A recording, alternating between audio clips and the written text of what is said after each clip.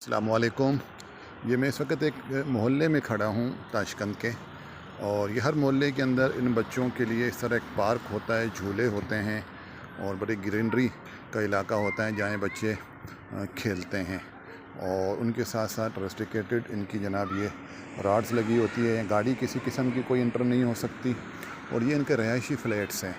ये फ़्लैट्स 150 साल पहले रशियंस ने तामीर किए थे, और इसमें इस किस्म का सिस्टम लगाया हुआ है कि जिस तरह सर्दी बढ़ती है तो इसमें दीवारों में मौजूद पाइपों के ज़रिए से गर्म पानी रवा रखा जाता है, तो टेम्परेचर बाहर कितना भी माइनस हो लेकिन घर के अंदर टेम्परेचर नॉर्मल रहता है।